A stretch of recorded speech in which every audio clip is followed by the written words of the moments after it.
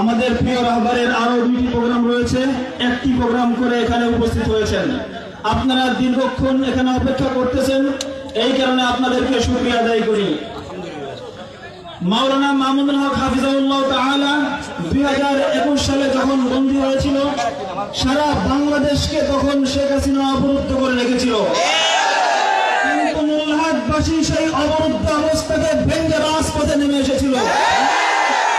আমরা শেখ হেলালকেও ভয় পাই নাই, উপজেলার যে চেয়ারম্যান ছিল তাকেও ভয় পাই নাই।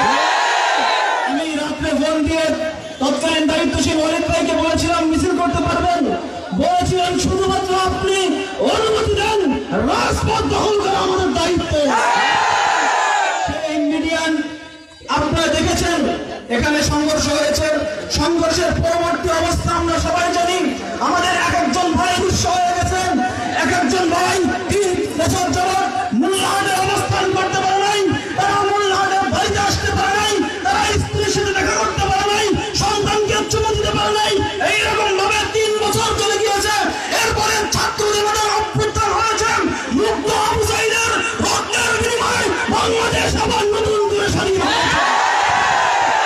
এই স্বাধীন বাংলাদেশে আমাদের অঙ্গীকার হবে মূল্যহাট সহ বাংলাদেশে আর কোন চাঁদাবাজ চাই না, আমরা কোন দখলবাজ চাই না, খুনিকে আমরা দেখতে চাই না, কোন নিরপরাধ মানুষকে হত্যাকারী চাই না।